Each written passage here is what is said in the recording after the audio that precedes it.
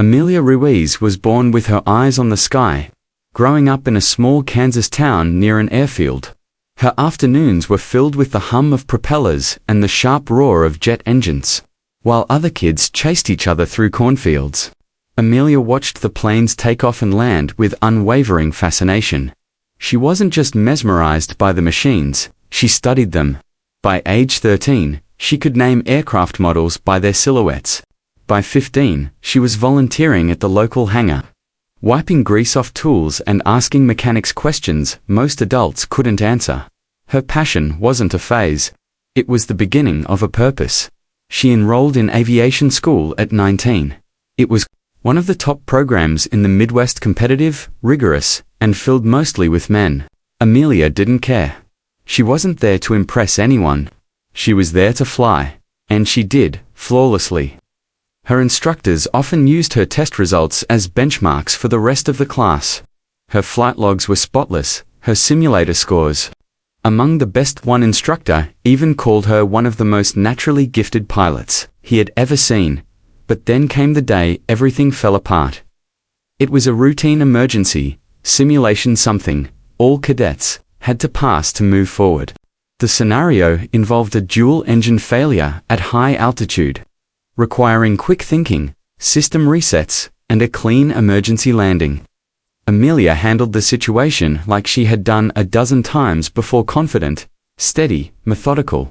But something went wrong. The simulator glitched mid-session. A system override failed to activate. The visual environment flickered, controls locked, and for 10 crucial seconds, the simulator became unresponsive. When it came back online, the simulated aircraft had crashed. Amelia immediately filed a report, stating that the malfunction was out of her control. But by then, the damage was done. The lead training officer, an aging instructor with political ties to the board, claimed Amelia had panicked and failed to act properly. No one reviewed the simulator's logs. No one questioned his authority. Her appeals were dismissed. Within a week, she was labeled a risk. Not expelled, but worse, banned from the cockpit. The school cited safety concerns. She could remain in the program, but not as a pilot. Amelia was devastated. The decision felt like a death sentence for her dream. The worst part, everyone started treating her differently. Students who once asked her for tips now avoided her. Instructors no longer made eye contact. It was as if her skills and effort had vanished with one error she didn't even make. With nowhere else to turn, she took the only job available. Ground crew. It wasn't glamorous. It was the kind of job where no one remembered your name unless something went wrong. Amelia wore a reflective vest, steel-toe boots, and lifted heavy cargo under the brutal sun and freezing wind, but she refused to give up entirely. She stayed close to the aircraft, observing every detail. She learned fuel codes, tire pressure protocols, and weight distribution formulas. She became the most overqualified ramp worker the airport had ever seen, and she kept a logbook. It wasn't a diary. It was more like a silent fight against the injustice she'd faced. Every system error she spotted, every miscalculated load, every overlooked maintenance flag, she documented it. Not out of spite, but because she still cared about safety, she still cared about flight. 2 years passed like that. 2 long years of sweat, silence, and sidelined dreams.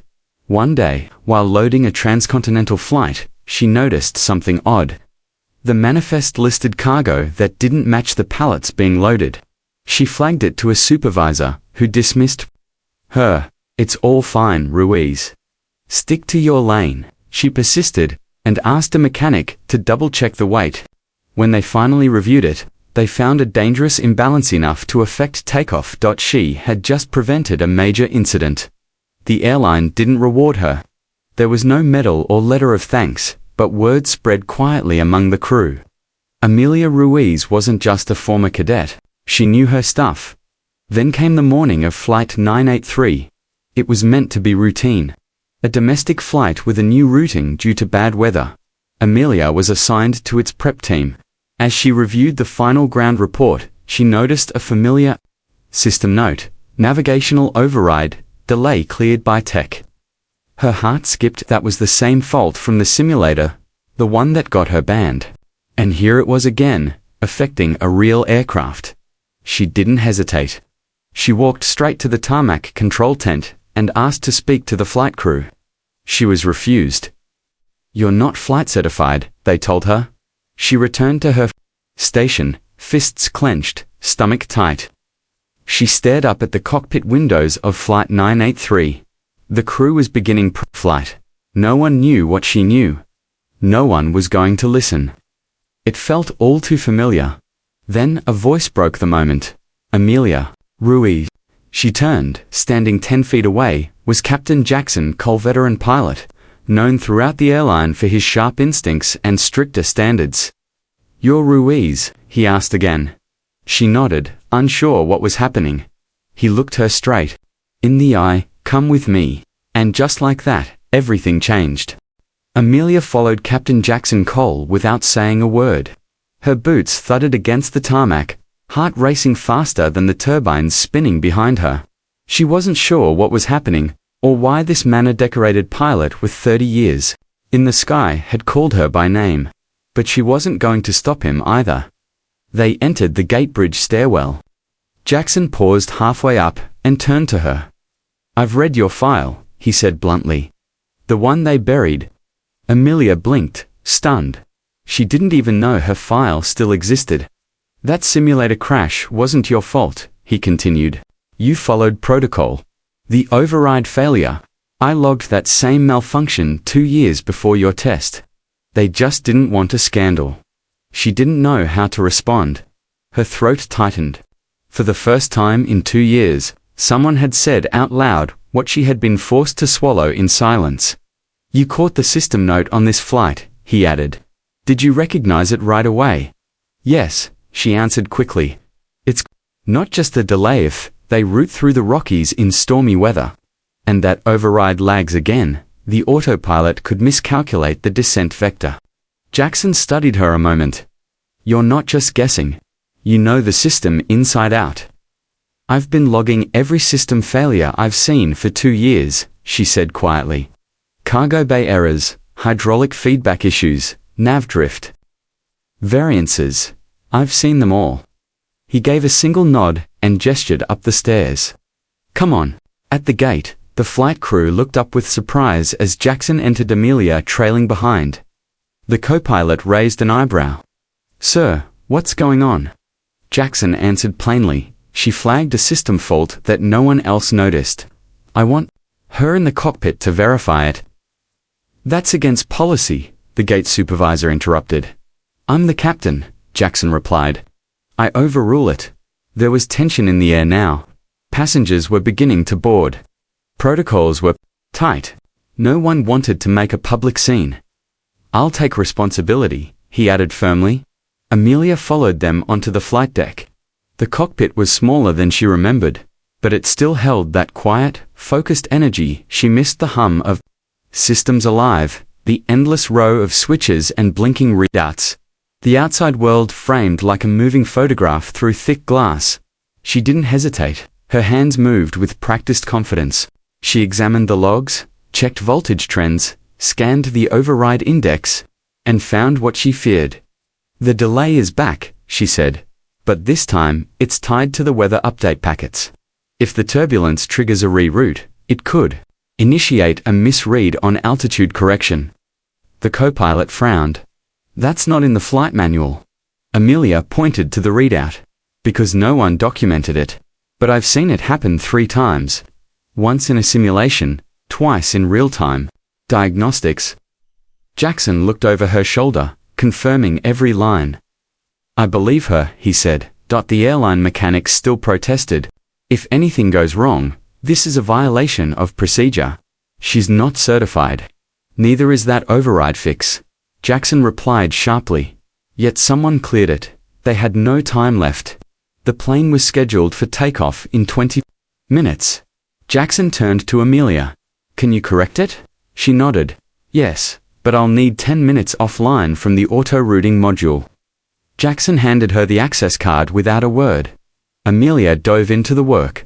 Her fingers flew across the console, rerouting firmware checks, adjusting response thresholds, and isolating the corrupted input string. She could feel the entire flight crew watching her, but she didn't care.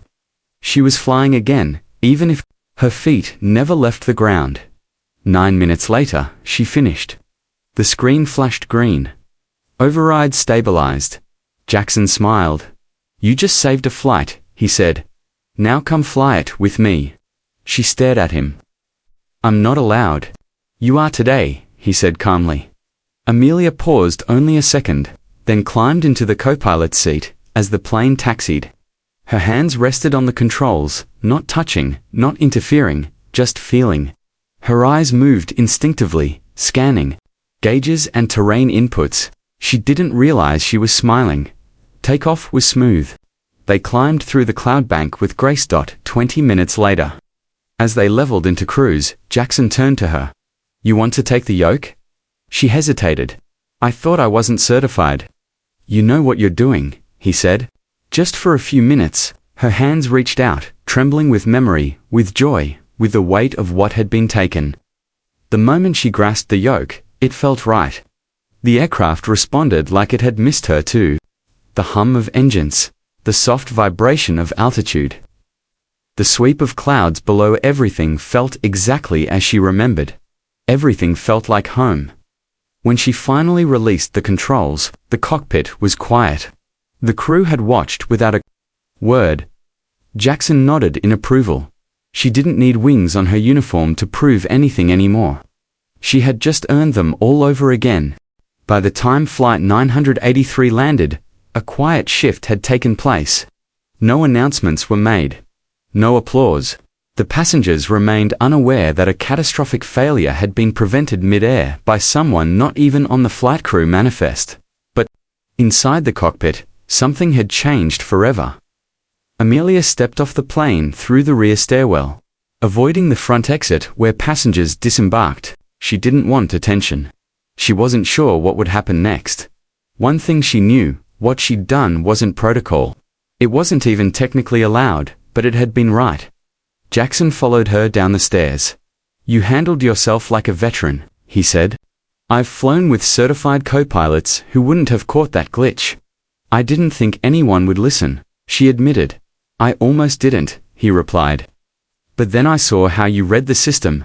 Not many ground crew can interpret firmware strings on site." She gave a tired smile. "I haven't stopped studying since they grounded me." Jackson gave a short laugh, shook his head, and walked with her toward the terminal. But as they entered the staff corridor, 2 uniformed airline managers were waiting. "Captain Cole," one of them said with a tight smile. "We need to debrief you and Ms. Ruiz immediately." Amelia's heart sank. In the windowless conference room, the mood was different. Professional, measured. Cold, the manager closest to her began. "Ms. Ruiz, our records show you were placed under flight restriction 2 years ago due to a simulator failure. Is that accurate?" "Yes," Amelia answered carefully. "And yet, you entered the cockpit of Flight 983 without clearance, interfered with pre-flight systems, and engaged with operational controls during flight. All of which are against company policy." "She didn't interfere," Jackson cut in. "She solved a problem your maintenance team overlooked." "We appreciate your input, Captain," the manager replied without meeting his eyes. "However, rules are in place for safety." "No," Jackson said sharply. "So when someone saves 180 passengers from a software failure that your systems team cleared without proper inspection, maybe you should reconsider your rules." The room went quiet. The second manager cleared his throat. "Regardless of intent, a review is required. Ms. Ruiz's involvement triggered a digital flag. Headquarters will be notified. Until we receive further instruction, she's suspended from all active duty." Amelia didn't protest. She nodded, stood, and left the room with her dignity intact. Jackson caught up to her in the hallway. "They're trying to bury it," he said. "I know," she replied. "They've done it before." He looked frustrated, like a man used to solving problems with experience and rank and, now faced with bureaucracy instead. "I'm not done with this," he said. "I'm calling in every favor I have. "I don't need saving," Amelia said. "I just need someone to listen." Jackson paused, looked her in the eye. "Then let's make them listen." That night, he did something Amelia never expected. He leaked the story. An anonymous tip landed in the inbox of FlightWatch, a respected aviation watchdog blog. It outlined a ground crew member correcting a dangerous override error that could have caused autopilot failure during turbulence. Within hours, the post went viral in aviation circles. People wanted to know who she was. Pilots started talking. Mechanics confirmed seeing Amelia on the tarmac for years, logging notes, making calls others didn't notice. A few shared photos of her checking cargo balances and catching errors that saved delays. One even posted a blurry shot of her explaining system behavior to a confused technician. Amelia Ruiz was no longer a mystery, she was becoming a symbol. By morning, her name was trending across pilot forums. Former flight school classmates messaged her. Some apologized. Others said they always knew something wasn't right about how she was removed. A retired instructor posted a statement. "She was one of the best. We failed her." And then, something bigger happened. A journalist from a national outlet reached out for an interview. "I want to tell your story," she said. "Not just the cockpit moment, but everything." Amelia hesitated. "I never wanted attention," she replied. "Then tell it your way," the reporter offered. "Make sure they don't twist it again." Amelia agreed on one condition: she would speak, but only about facts, no opinions, no bitterness. She wanted the truth to stand on its own. The story was published 2 days later, under the headline, "Grounded Genius: How a Band Trainee Saved Flight 983. It outlined the simulator glitch that ruined her career. It showed side-by-side comparisons of her training records and the system reports. It highlighted the override error that happened again. This time caught just in time. People were outraged. The airline's spokesperson released a vague statement about ongoing internal reviews, but the damage was done. The public had seen the truth. By the end of the week, the National Aviation Safety Board contacted Amelia. They wanted her to testify. Amelia sat alone in the waiting area outside the National Aviation Safety Board hearing room, fingers clasped tightly around a printed copy of her original flight log. Her heart pounded, not from fear, but from the weight of finally being heard. This wasn't just about her. It was about every cadet who had been silenced. Every mistake swept under the rug, and every voice drowned by hierarchy. The hearing wasn't public, but high-ranking officials were present. Board members, flight safety engineers, airline legal reps. Even a few retired pilots sat in quiet observance. The room wasn't meant for show, was meant for records, and records lasted forever. A grey-haired board chair called her in. She stepped into the long, sterile room with controlled breath and a steady walk. Her eyes didn't flinch when they asked her to take the stand. "Ms. Ruiz, thank you for coming," the chair said. "We've reviewed your reinstatement appeal and the recent incident on Flight 983. You've asked to make a personal statement. You may proceed." Amelia opened her folder. Her voice was even. 2 years ago, I failed a simulation due to what was called pilot panic. I disagreed with that ruling. I requested the simulator logs be reviewed, but my request was denied. I asked to retake the simulation, and that too was denied. I was not given a formal hearing. Instead, my flight privileges were removed. She paused, letting her words settle. Last week, a nearly identical error reappeared on Flight 983. I identified it immediately. I attempted to report it, but was ignored. Captain Jackson Cole overrode protocol, and I was permitted to enter the cockpit. I resolved the error within minutes. That flight landed safely. She then laid out her notes pages of logged data, dates, system malfunctions, and handwritten annotations from the past 2 years. I never stopped studying. I never stopped caring about flight safety. This was never about clearing my name. It was about protecting the lives we put in the air every day. There was silence after she finished. The board asked questions. Dozens of them. Technical ones about override sequencing, procedural flags, weather compensation modules, and balance calculations. Amelia answered each with precision. Her knowledge wasn't just current, it was beyond what many certified pilots had seen firsthand. Finally, the board chair leaned forward. Ms. Ruiz, were you ever told that the simulator you failed had been flagged for override lag 3 months prior to your exam? Amelia's eyes widened. No, the chair nodded.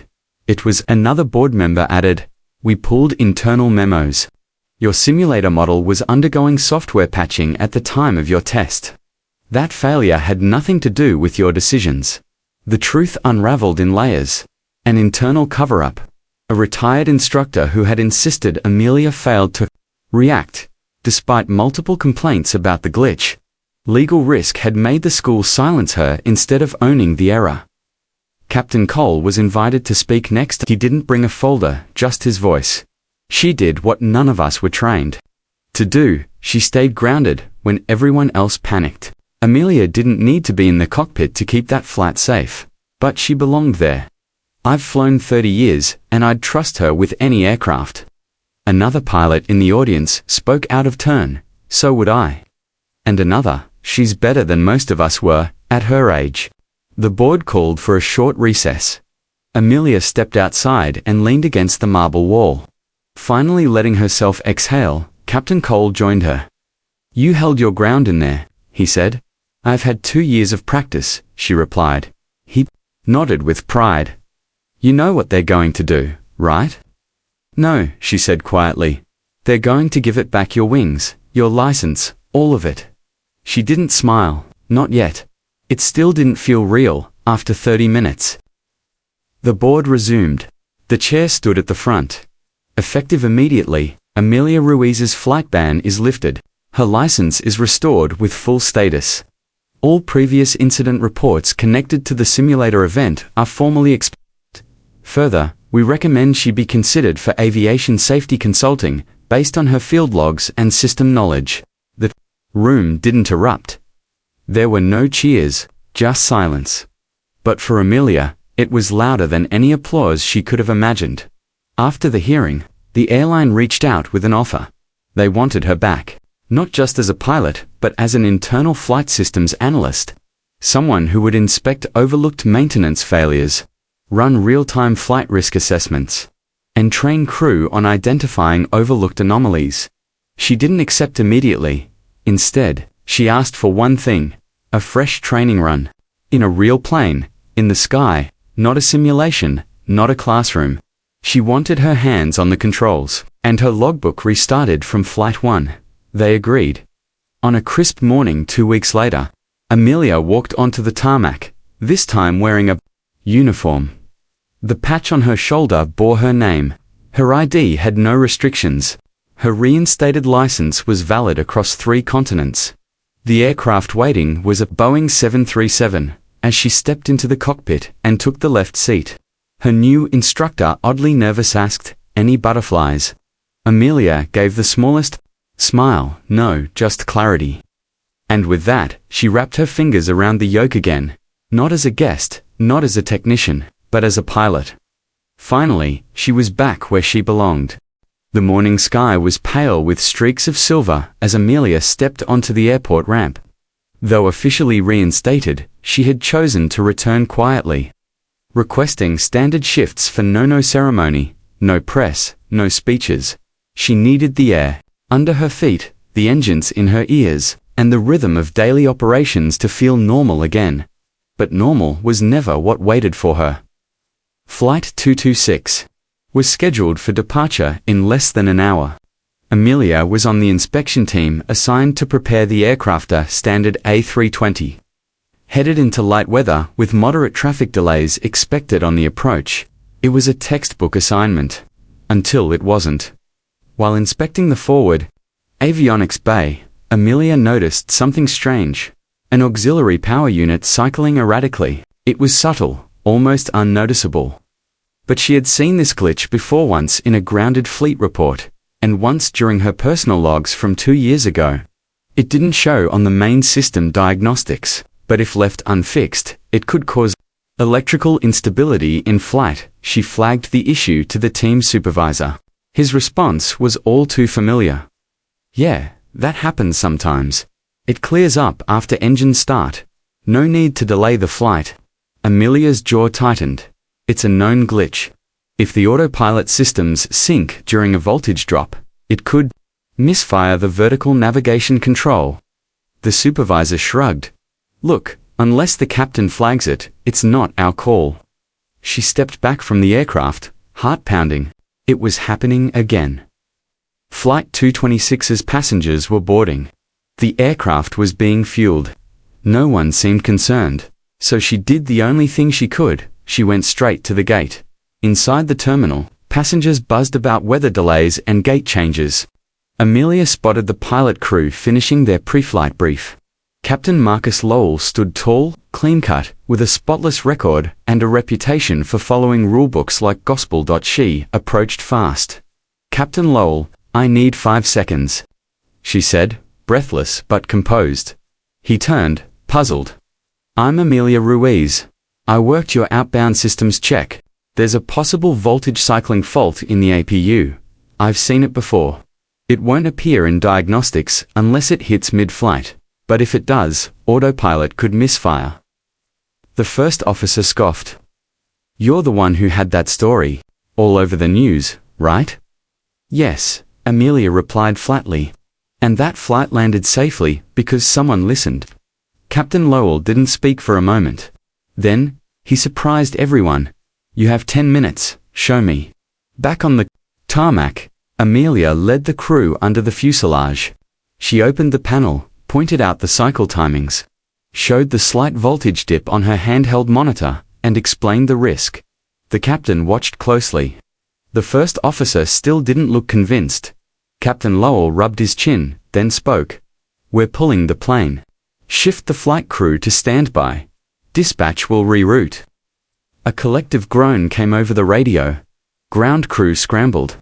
Passengers complained. But 20 minutes later, a replacement aircraft was brought in. The original jet was towed away for further inspection. 3 hours later, maintenance confirmed Amelia's warning. The cycling had worsened. The system had nearly reached the threshold where it could have caused an in-flight issue. Once again, she had been right. This time, the outcome was different. Amelia returned to her station, expecting silence. Maybe an email, maybe nothing at all. Instead, the next morning she was summoned to the operations director's office.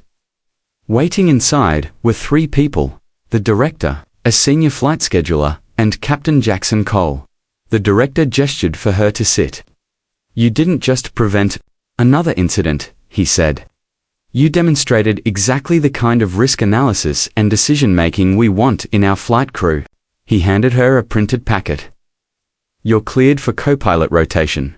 Starting this month, Amelia's eyes widened. I didn't apply for this yet. You didn't have to, Jackson said with a grin. Your actions applied for you. She opened the packet, her name, printed in bold. Assigned rotation schedule, base assignment, uniform requisition. It was official. She wasn't a consultant. She wasn't a technician. She was back on the flight roster. Her first flight was scheduled 3 days later. Flight 1732. Short haul, Boston to Denver. Smooth terrain. Moderate traffic. The morning of the flight, Amelia stood outside the jetway door, hands lightly curled. Around her flight cap, her uniform still felt stiff and new fabric. New wings, no oil stains. But as she slipped it on, the years of labor, rejection, and silence settled behind her as she stepped onto the flight deck. The captain stood and extended his hand. Welcome aboard, Ruiz. She took her seat, ran the checklist, monitored the startup. Every motion felt instinctive, but something else had changed. She wasn't just proving herself anymore. She was trusted.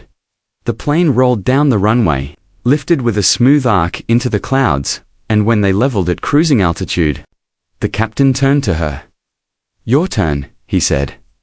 Amelia reached for the controls, and this time there was no hesitation. Amelia kept her grip steady on the yoke as the plane soared above a layer of soft gray clouds. Her eyes scanned the flight instruments with precision. The controls no longer felt foreign or unreachable. They responded to her every movement, fluid, predictable, almost like they'd been waiting for her all along.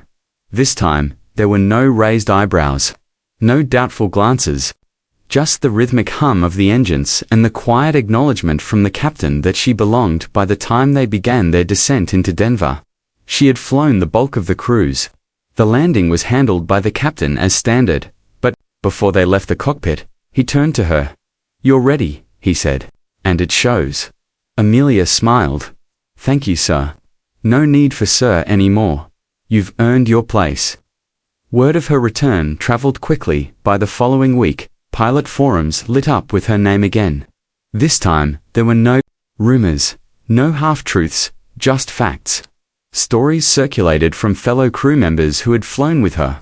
A former instructor at her academy wrote an open letter of apology, admitting that pressure from higher-ups led to Amelia's unfair treatment. The airline's internal network published an article titled, "From Ground Crew to Flight Deck: The Amelia Ruiz Turnaround."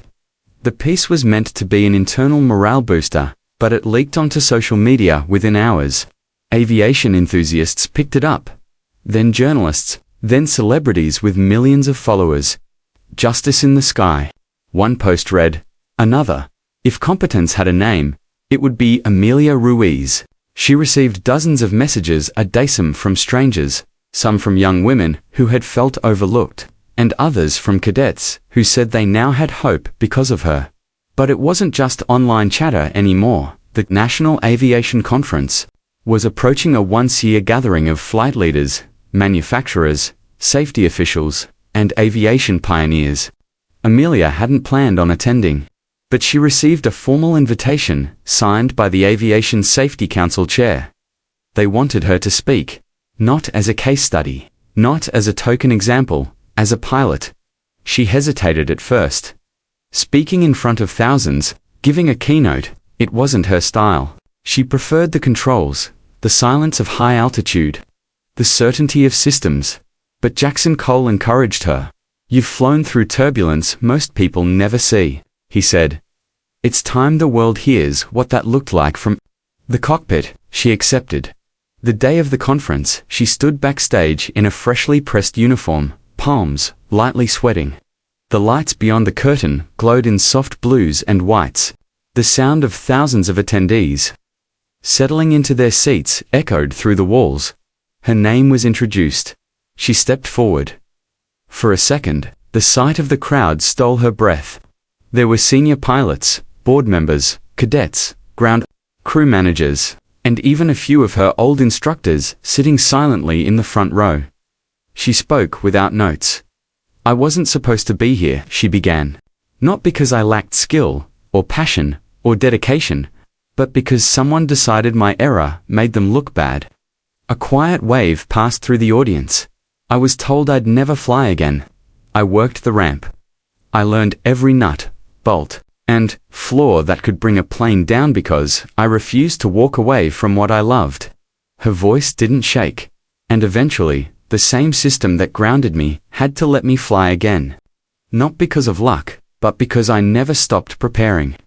She paused, then added, "There are Amelias in every hangar. Don't ignore them, don't silence them, invite them in. They're the ones who will save your flights."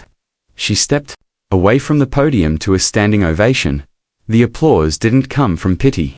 It came from respect. Backstage, one of the airline's senior executives waited to greet her. "That was bold," he said. "It was the truth," Amelia replied. He extended his hand.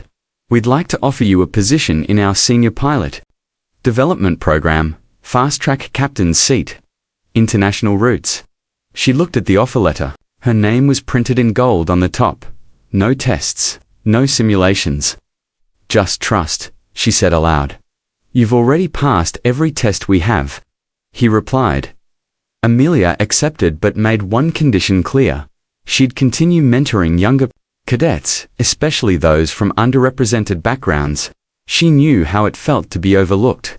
She'd make sure others didn't have to walk her road alone. The executive agreed. That night, after a long flight home, Amelia walked to her apartment balcony and looked up at the stars. It wasn't fame she wanted, it was fairness, and now, with a sky full of stories above her and a logbook full of beginnings, she knew one thing clearly. She hadn't just returned to flying. She had rewritten the rules along the way.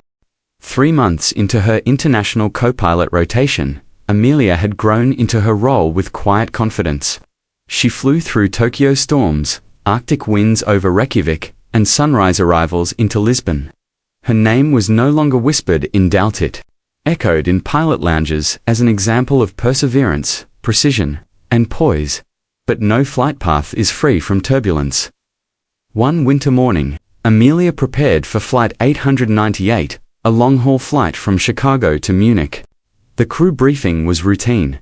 Weather forecasts were stable. The aircraft had passed all checks.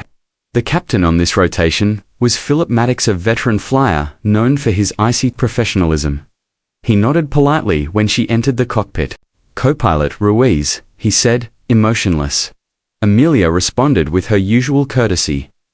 "Good to fly with you, Captain." Once airborne, the flight settled into a quiet rhythm. Maddox barely spoke outside of necessary communication. He handled controls with rigid efficiency. Amelia noticed he double-checked her calculations and flight path inputs once, even correcting a navlog she knew had been accurate. She didn't argue. Not yet 6 hours into the flight, turbulence over the Atlantic forced them to make a path adjustment. Amelia suggested an altitude shift based on live traffic data and wind forecasts. "It'll save 22 minutes and avoid the worst shear," she said, highlighting her plan on the screen. Captain Maddox squinted. "I don't deviate from primary plans unless ATC orders it. With respect, ATC leaves that decision to us during transatlantic crossings," she replied. "We can get ahead of the patch and improve fuel efficiency." He waved her off. "We'll stick to my chart." The turbulence hit hard 40 minutes later. Passengers stirred. The cabin shook. A cart toppled in the galley. Amelia didn't say, "I told you so." She simply tightened her harness and rode it out. When they finally landed in Munich, Maddox filed his standard report and walked off without a word. Later that night, she received a notice in her crew inbox. A formal review had been submitted. Filed by Maddox. The reason: overstepping role boundaries, persistent advisories, resistance to cockpit hierarchy. Amelia stared at the message, stomach sinking. The words weren't outright lies, but they twisted the situation just enough to question her professionalism. It wasn't the first time someone tried to clip her wings with careful language. Still, she responded with clarity. She wrote her own report, attached the weather data, and included a record of the flight's turbulence readings. She didn't attack Maddox. She simply let the truth stand on its own. Her reply was sent to the same supervisor, who had watched her journey closely since her reinstatement. He reached out the next day. "You did everything right, Amelia," he said. "We've flown with Maddox for years. His record's solid, but so is yours. We'll close the matter quietly." She was relieved, but something deeper burned inside her. It wasn't just Maddox. It was the system that still allowed doubt to bloom around her with a single accusation. The incident didn't ground her, but it shook her. During her next few flights, she spoke less. She double-checked every input 3 times. Her instincts were sharp, but her confidence began to retreat behind protocol. One evening, after landing in Rome, she received a message from Jackson Cole. "Call me when you land. No rush, just checking in." She rang him from her hotel balcony. "How are the skies?" he asked. "Clear," she replied. "Your voice says otherwise." She didn't want to explain, didn't want to seem shaken. Jaxo waited so. She told him everything, Maddox. The review. The way it brought back old feelings she thought she'd buried. He let her finish. "Let me ask you something," he said. "Did you hesitate when it mattered?" "No."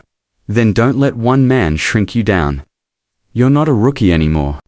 Amelia, you're the voice someone else in that cockpit needs one day." His words hit hard. She didn't fly to be liked. She flew to protect, to perform, to prevent disaster. Maddox wouldn't be the last obstacle.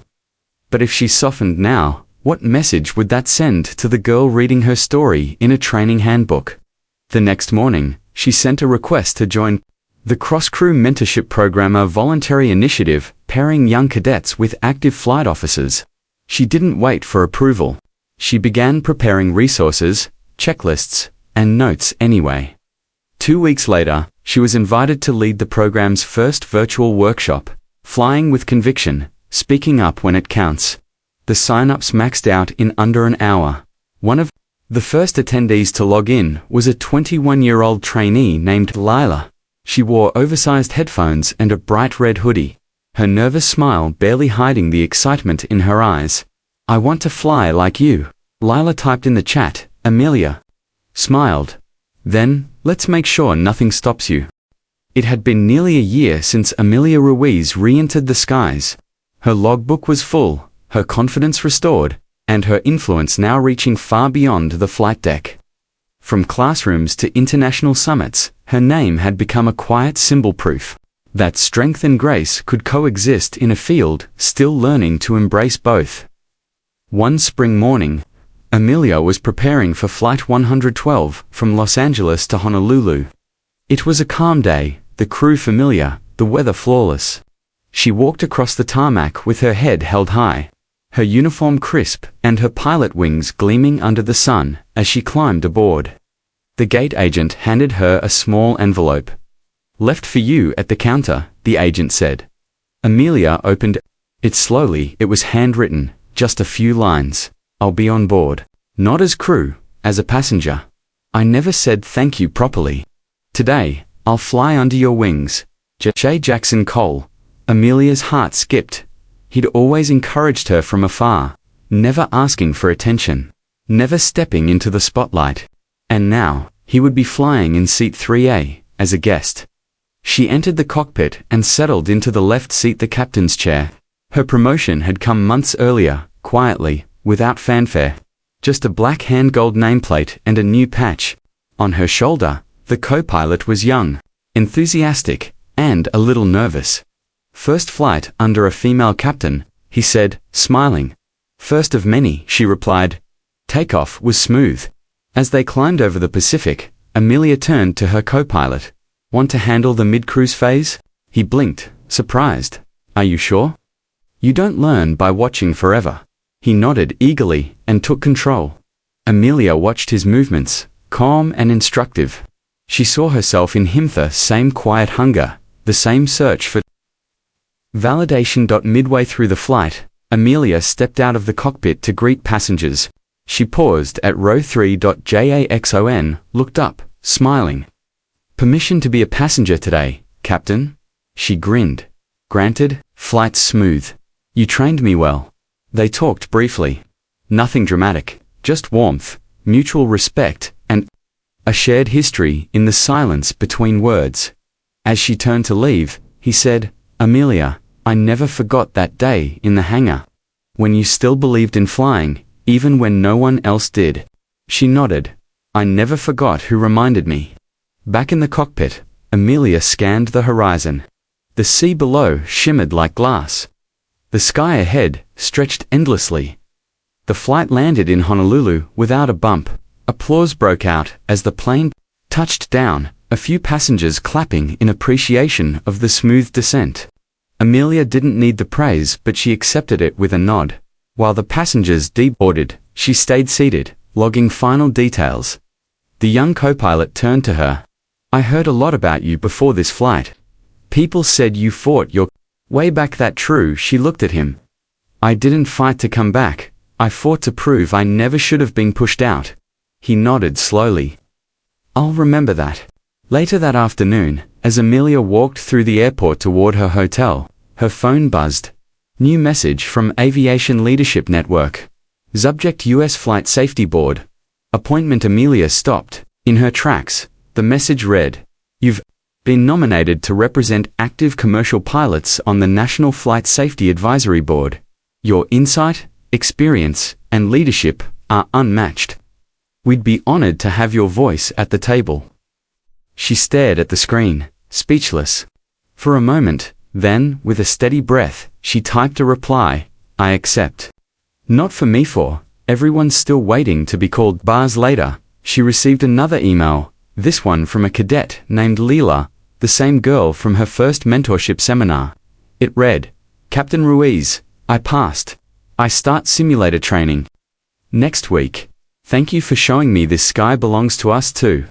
Amelia closed her eyes and smiled. The journey hadn't been easy. It had taken setbacks, betrayals, long nights on cold hangar floors, and moments when the silence felt heavier than failure. But she had never stopped believing. Not in herself, not in the seat, not in the sky. That evening, on her balcony overlooking the runway, she watched the aircraft take off one by one, each one rising into the air like a second chance. She thought about her first flight, about the day she was told to leave the cockpit, about the long, bitter silence that followed, and then she remembered the voice, the call, the one that had changed everything. "Ruiz, report to the cockpit." The voice of the very pilot who had once doubted her. He hadn't said much that day, but his voice had carried something new, something that had been missing all along. Respect, that was all she ever needed. Now, it was her turn to make those calls. Not to banish, but to invite. To believe in someone before the world did, because sometimes, all it takes is a name spoken in the right place, and someone strong enough to answer it.